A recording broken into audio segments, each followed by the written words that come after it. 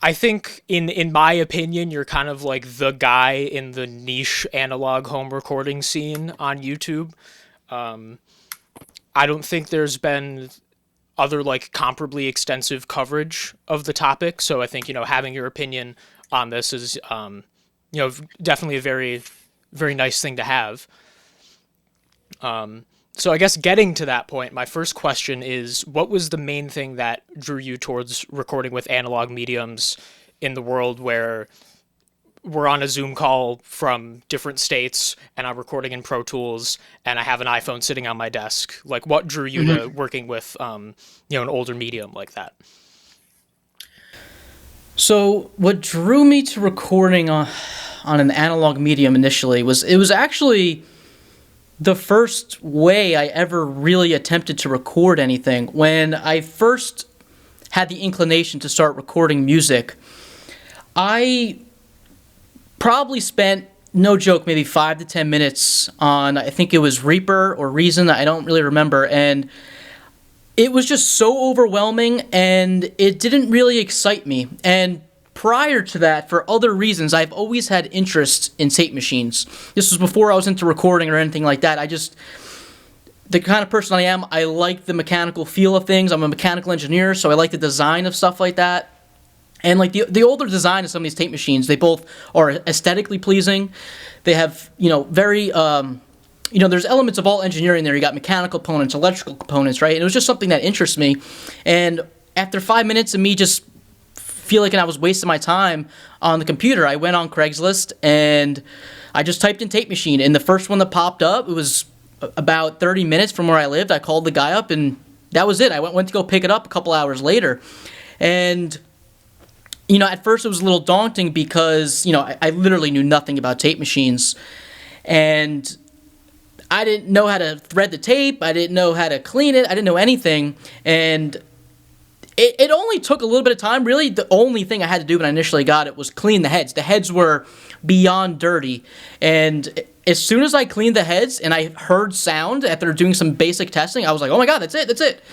And really, it was almost like love at first sight. It was like, oh my God, this is so much more fun to do than pressing record on a computer. Just seeing the reel spin, seeing the VU meters move. To me, it just clicked in a way that the visual component of a digital recording format it didn't necessarily interest me. Gotcha. What was your first tape machine, if I might ask? A TIAC 80-8, which is a half-inch machine with 8 tracks. Lovely. So that's quite the spot to jump into it. You hear about most people like, bouncing with cassette decks and stuff like that. I have nothing but disdain for cassette decks. Since they're very cheaply made and have plastic parts, they're just a mess. I've never had really any luck with them. What about like Porta Studios or the Yamaha like 8 tracks and stuff? Is that a different thing? I've always wanted a Porta Studio, but right when I started recording, like I would say maybe 6 months into me recording, COVID happened, and the price of vintage analog gear just skyrocketed. Like all of a sudden, God everyone forbid wanted a 388 or something, Yeah, just yeah. ridiculous. When I first started, I was looking at 388s for like $500, and by the time COVID hit, it was like $3,000, $4,000, and I was like, oh my God, why didn't I buy one? Yeah, I've always wanted a Porta Studio, but I was just like, I don't feel like spending $300, $400 for one. Like, they're not really worth that much, you know what I mean? Yeah, no, definitely. Like, I have a Yamaha MT8X. It's an 8-track cassette machine. And I got it for free because I have some family that's also in the audio industry. Yeah. My uncle, he's a live guy, and he's like, I don't want this. Here, take it. I was like, Yeah, 13. But I would not pay what people are asking for that thing, See, that's the problem with it, and with people getting into the hobby is the online prices are absolutely ridiculous, and in some cases, like you're saying with that, I think you said your uncle gave it to you, like he considered it a trash, right? He's like, why would I want this, And not necessarily trash, but just like, he had no use for it. He's a live guy, That's not really what he's doing. Trash isn't the best word, but yeah. In other words, a lot of them end up in landfills. Is I guess a better way to look at it. Yeah, just kind of cast aside, like, whatever, Yeah. Okay, so just looking at my questions up here. Sorry about that. Yeah, so I think you kind of mentioned it. Like, do you think that, the physical interface of having a mixer and a tape machine and all the outboard and everything kind of helps you to be more creative within the process? Creative is a hard way to say it, but I can 100% say it's what's the word I'm looking for? It's more effective. It is way more effective to mix in the analog world when you have a physical mixing board. And like, look, I get it. You could do everything in a laptop. You could have unlimited tracks in a DAW, but a lot of it, especially when you're learning and you're learning how compression works in EQ, that feedback of moving your fingers and hearing the changes as they are happening with zero lag time is really crucial, especially with compression. And another thing is, on a computer, you only have one mouse. You could only change one thing at once. On a mixing board, you're able to change two things at once. And one is useful just from a control perspective, but really, I think when you're learning and you're trying to see what changes the manipulations you're making on the board having two separate controls being moved at the same time is crucial, I think, to kind of understand what is happening when you're doing the mixing. Yep. Yeah, and I would definitely agree. The again, coming from like both my dad and his brother, the aforementioned uncle, are like live guys, and not that they were like sitting me down in front of a mixer when I was a toddler or whatever, thing like that, but having that kind of context of like growing up, going to work with dad, and there's a little small format analog mixer, and like everything that I understand about all the crazy routing and stuff that I have to do inside Pro Tools and all that fancy stuff really comes from like, okay, that's an analog thing, this is going to that bus. It's a very like, what you see is what you get. There's not much hiding.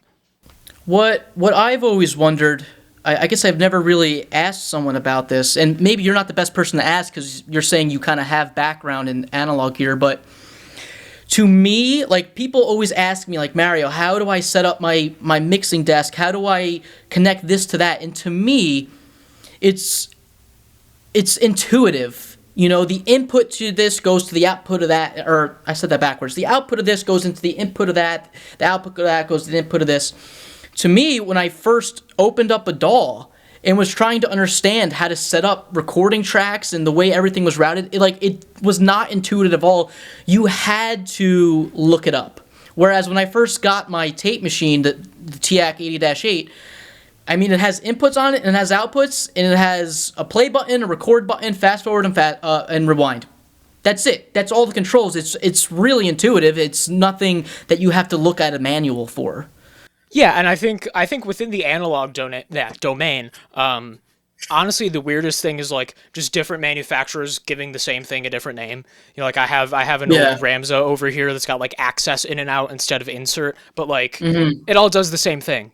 It's very and you have the physicality of even working within a patch bay. The cable to the cable, kind of doing that thing. So I guess that also, that physicality and immediacy, it kind of ties in. This is a little bit separate.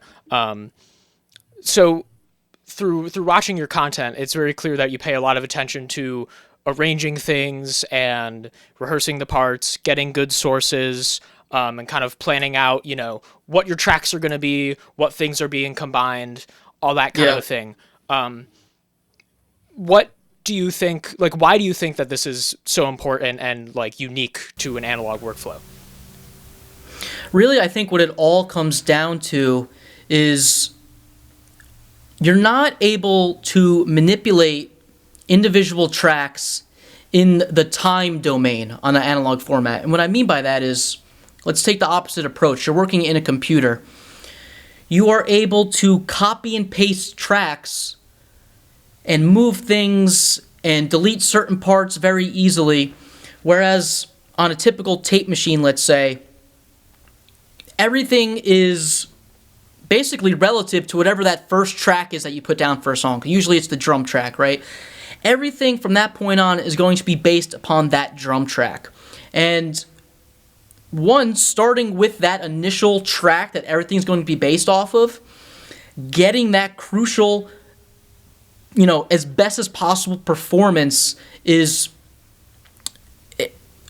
Without that, the song falls apart, right? And from that point on, you're not, as I was saying, you're not able to manipulate things in the time domain. So your timing has to be spot on. You're not going to be able to manipulate things with quantization or by shifting it a little bit there, or, oh crap, maybe that guitar fill was a little sped up. Let me redo that one fill. You're not able to do that easily. You could do overdubs, but it's a much dumbed down version of such. And that's why it's much more crucial, at least from a practical perspective, that your playing really needs to be top-notch and it really needs to be thought out.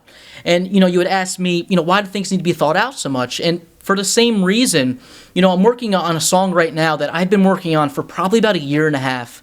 And for two reasons. One, it's a piano-driven song, and I'm a novice at piano. I want my performance to be great. I've been practicing for a year and a half. That part's obvious. But the second half of that is, it probably has about 12 different parts in it. It's a very long song. And the way I'm going to have to record this, I can't do it in bits and pieces. I'm not going to be able to do my performance there and go, okay, save that, let me start a new file and do the second part here and then copy and paste that. I'm just not going to be able to do that in the analog tape realm. I'm going to have to plan it meticulously and figure out, okay, what's my timing going to be? How am I going to transition from this part to this part? And you can't do that type of thinking a lot of the times halfway through the song. You have to think ahead because, as I'm saying, you're stuck in that time domain. You can't shift things to where you want it to be. So, how much of a demoing process then do you have? Are you making kind of multiple iterations of a song, or really thinking it through, planning it out before you even press record? I have learned very early on that for me, demos are my final product. I fall in love with my demos, and people call that demoitis. And I've learned that when I'm doing my demos, especially in the beginning when I was really learning all these instruments as I was recording, because when I started recording is when I learned guitar, bass, keys, vocals. I was a drummer before that, but I had nothing prior to that. I was literally learning as I was learning how to record as well. And I was making all these spur-of-the-moment creative decisions, and to me, it was much more natural, and it came with that spontaneity that I think a lot of the exciting parts of music come from. And don't get me wrong, I do, as I was just saying, I do a lot of planning, but I think when it comes to the actual recording, I do not like to plan so much. I don't like to think, okay, I'm going to use this microphone for this, and I want the compressor to be especially on this setting for that.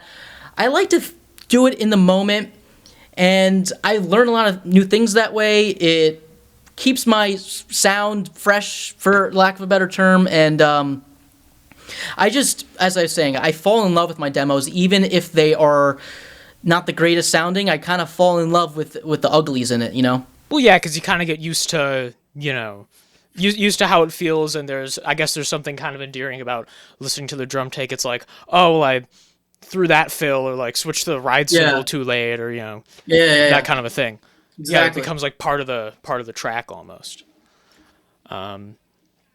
So I already kind of know your opinion on this, but for the sake of the project, sure. What are your thoughts about the sound of analog equipment and analog tape?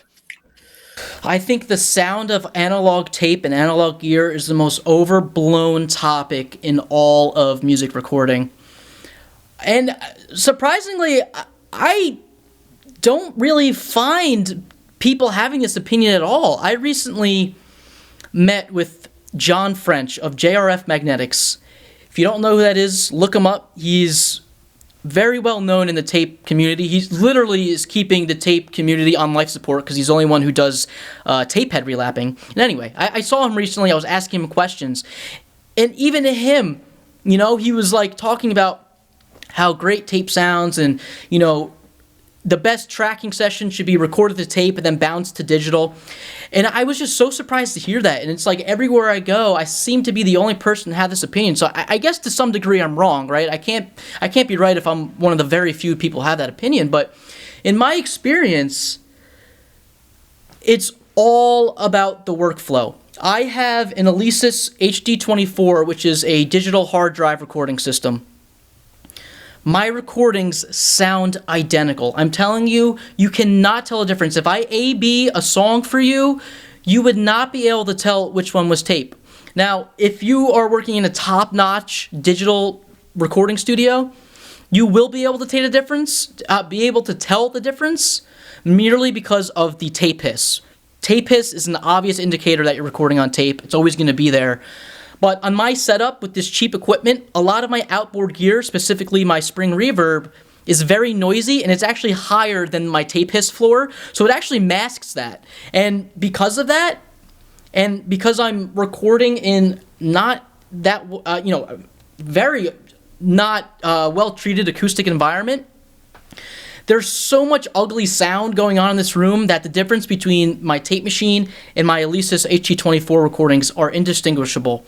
Now, like I said, maybe if you're in a perfectly acoustically treated room in a top-notch recording studio with top-notch preamps, top-notch condenser microphones, yes, I'm sure you could tell the difference. But for the average person, if you're going to give advice to someone to get a good sound, telling them they need to record on tape is just not a good idea. Gotcha. I had a thing that tied into that really well, and now I'm trying to get it back. Well, take a second, think about it. Yeah. Well, okay. So I guess, like, in theory, on a technical level, you have things like your harmonic distortion and the frequency response and the transient response and all that kind of a thing, which a lot of people would credit towards that kind of sound.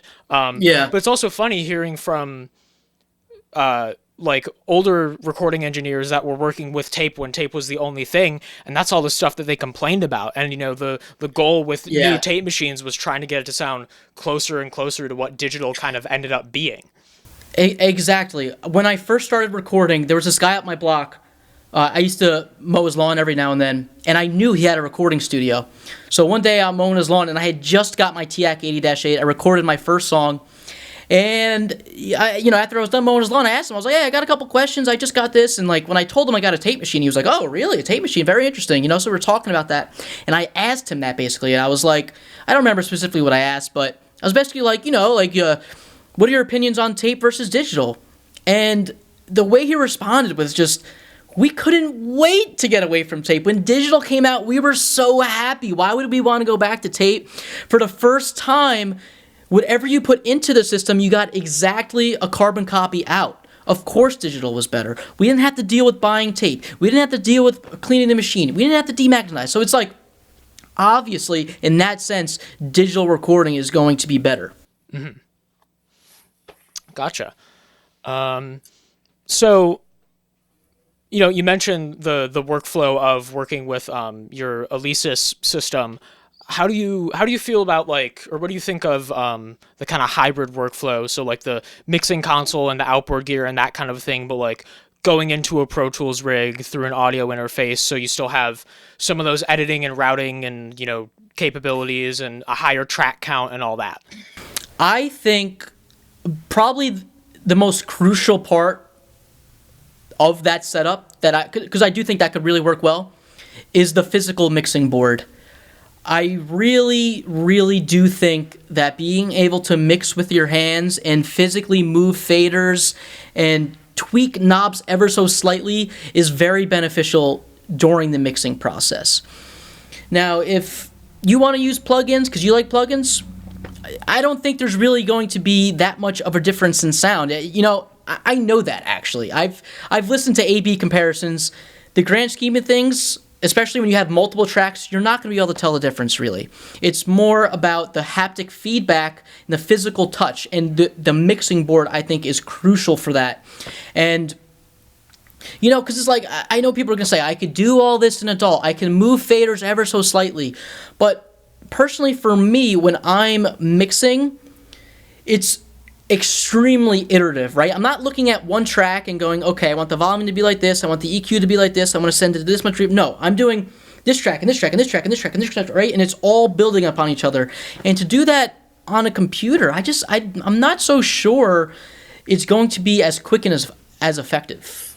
So it sounds like your whole kind of rationale with the console and the outboard equipment is largely very practical about the physical experience of working with them, and less about the difference between, like, you know, an SSL versus a Neve versus an AMEC, or, you know, X compressor versus Y compressor versus, you know, I mean, I just saw your video about the, what was that, $25 like Ashley compressor that you found online. Like, well, keep in mind, all of my videos that I try to put on my channel are specifically trying to target normal people like you and me who are recording in their bedrooms. I'm not trying to target people who have access to a lot of capital that could get really expensive equipment. I'm sure if you could afford it and you could get a Neve console, I'm sure it's easier to use, sounds better, more modular, more features, sure. But there's a point of diminishing returns, right? And when I try to give advice to people, you know, it's like someone saying, you know, Mario, I'm looking to get a first car. What car should I get? And if I answer with them, well, you should probably get a brand new Porsche because it's got the best fuel economy, it's got the best power, it's got the best... Well, that's not realistic, right? You're going to tell someone to get a cheap car like a Toyota Corolla for the first car because the differences are much smaller compared to the price difference, you know? yeah, that makes perfect sense. Let's see, what else do I have here? So let's kind of change gears a little bit. Another argument that I've heard as for why people kind of prefer to record with tape is because of the archival benefits of it and the cross compatibility. You know, a 24-track tape, 2-inch, recorded 40 years ago on one machine, you know, on a machine from the 70s, could be played back now on a 24-track 2-inch machine from the 90s. And you know, you might have to bake the tape and this and that, but, you know, it would be the same thing. It would work. It would play back. It would function. Yeah. So do you kind of feel more confident having your music on tape rather than sitting as an audio file on a computer? Like, do you think there's something to be said for the archival element of it? I really actually struggle with this conversation because at the face of it, yes, tape should be the ideal archival medium. Now, for two big reasons I'm hesitant to say so. One, you had mentioned it, the whole baking tapes issue. And, you know, starting from about the early 70s to, honestly now, even some of the tapes being made now have issues with sticky shed syndrome. I mean, how do you make the argument that something is archival with such a gigantic issue like that? It's a huge hindrance there. And, you know, that's only really true for multi-track tapes. If you're just talking about quarter-inch tapes, you know, a lot of those tapes, much less of an issue. A lot less of them had that sticky shed issue. It's really just those 1-inch and those 2-inch tapes, and the half-inch too. Half-inch, 1-inch, and 2-inch tapes, you know, during the 70s with the Ampex tape was, you know, most widely used. I mean, that's the big issue. The second thing I'll say is, sure, it's an archival medium, but what happens in 100 years? Let's say, all right, fine, you keep your tapes stored perfectly in a humid control. In 100 years, how many working tape machines are there going to be?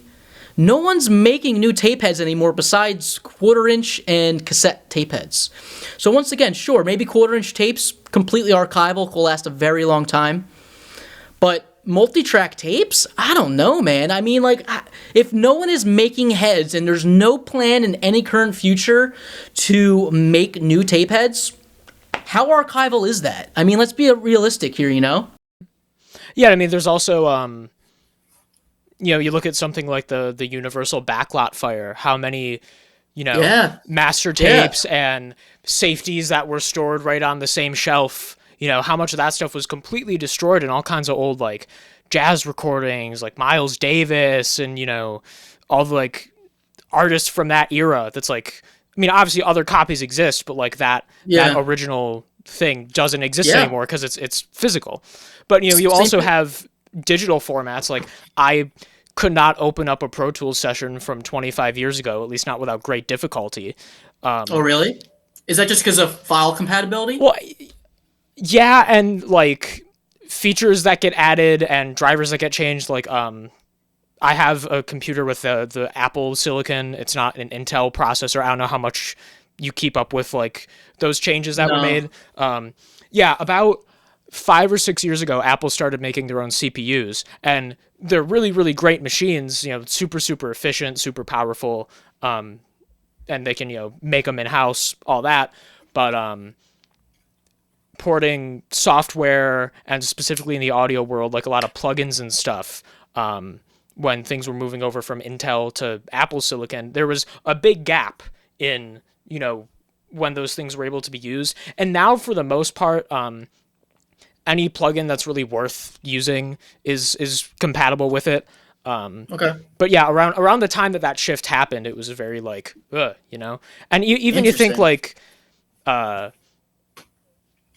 someone that had Mac OS 10 in like 2004 versus whatever I'm on now, just the computer architecture changes. Yeah. So I think ultimately the truth is there's no perfect medium. No. Cassette tapes get stretched out and warped. Vinyl gets scratched. CDs have disc rot. Hard drives can be broken or demagnetized. Like there's no way to keep anything forever. Amen, brother. Oh yeah.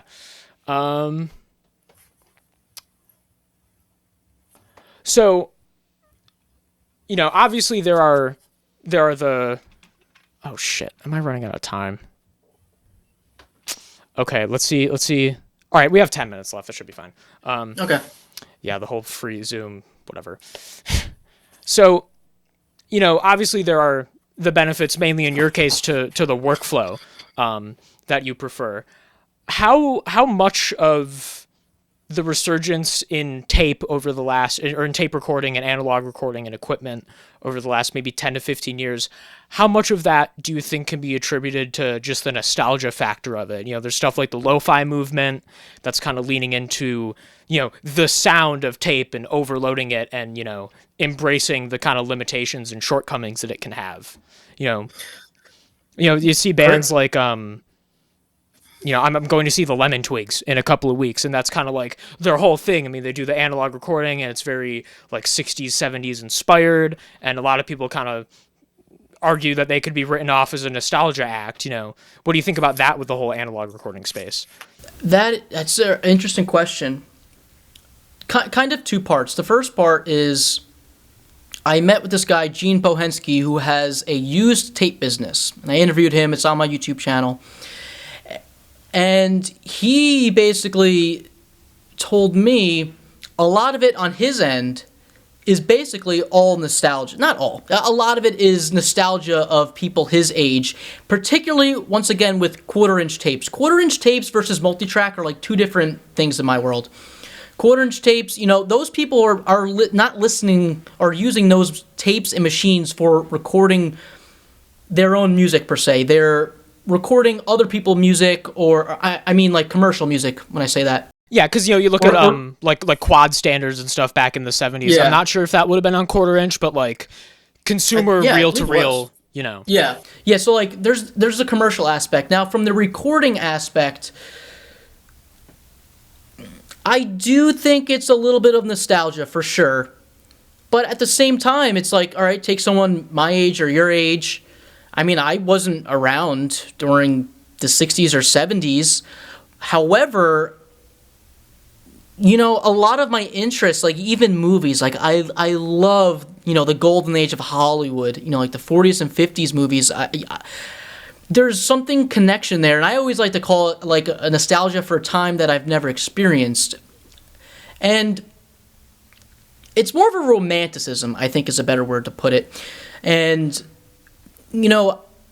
I like to talk about garage rock a lot, and the modern incarnation of garage rock, even though it's like an extremely broad umbrella term, there is a section of it that centers around tape recording and, reel-to-reel recording. And, Yeah, and I'd imagine there's a lot of overlap in people that are interested in the technology and the methodology of it, and people who like that kind of music and that era of music. Yeah, The aesthetics of, they kind of lend to each other very well, yeah, of both things. Yeah. yeah. I also, in addition to nostalgia, it's also like almost like I feel like bands kind of use it as like a bragging extent, like, oh, like this was recorded on tape, like, that ensures that there was no quantization, there was no auto tune, there was none of that, right? Like this is our real performances, and this is how we could actually play. And even any editing that did happen took a lot of effort. Yeah. Yeah. Yeah, so there's kind of like that level of authenticity where it's like we're not hiding anything, like this is who we are, Yeah. Yeah, Exactly. totally. Yeah, I mean, I know you're also like a fellow vintage camera film guy. Yeah. That whole thing. So yeah, there's a lot of, I definitely very much feel that connection to a lot of the music and stuff, from the 60s, 70s, 80s, like that time period. I was not even a thought in anyone's mind at that point. Yeah. But Yeah.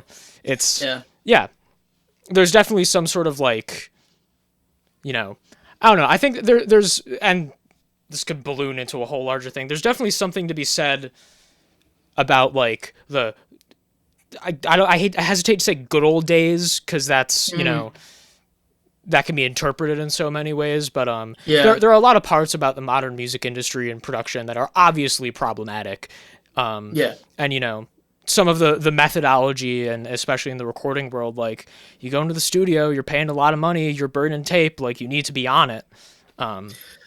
I think that, and I'm talking specifically about rock music here, Oh yeah, yeah. because As am I. There are like electronic genres that could not exist without computers. yes, Like a guy like Dead Mouse would not have a career without a MacBook. yeah, That's a whole different thing. Like pop largely recording, acoustic rock pop music. yeah, and I think, I mean, like, I don't know about your opinion, but in my opinion, and I hate to say it, rock is dead. The average person is not listening to what I just call like rock and roll, and I think a part of it is because of these changes that are happening in the recording studio. It loses the rawness that rock was always known for. To me, I don't know. That's just kind of the way I see it. Yeah, and I mean it's definitely hard, like because I'm totally in the bubble of people that are of a similar music taste and opinions about these sort of things, but yeah, I mean I think the whole like idea of rock being dead can also largely be attributed to just how democratized music is now, and that is kind of a double-edged sword, because there's a lot more room for a lot more noise in the system, and everybody can find their very specific individual niche, which can be a very good thing, of course, but then there's also a little bit like there aren't really movements anymore culturally within music. There's not another Summer of Love or grunge Yeah, movement, or that kind of a thing. It just and again, there's positives and negatives. I mean, is a kind of monoculture necessarily a good or bad thing? I don't know, but it doesn't really happen anymore, and it's different at the very least. yeah, good point. Yeah. All right, we got 3 minutes, so I'll kind of wrap it up here. You've already kind of hit on some of these points, but I'm thinking just for what I want to include succinctly, you could just like list them down. What are some reasons not to record with analog equipment? Cost, time, dependability of your equipment, and sound. I really do think sound's a big one there. I know I harp on that a lot, but I think the way people talk about it online, they make it seem like you record on tape and all of a sudden everything's going to sound fantastic. And I think that's probably the worst advice you could give to someone who wants to record on tape. Gotcha. Cool. Yeah, so that's all the questions I had. Would you mind if I use some of your tracks in the video as background music or Yeah, anything like that? sure, go ahead. Awesome. Lovely. Yeah, cool. I think that's about all I have. Once I can send you my files and stuff from this so you have them. When the video's done, I'll shoot it your way. And if there are any other pertinent updates, Yeah, thank you very much for your time. It's good. Well, yeah, you're welcome. That was fun. Yeah, of course. All right, have a good one. I have to run off to a gig now. So, Have fun, man. Cheers. yeah, thanks. See ya.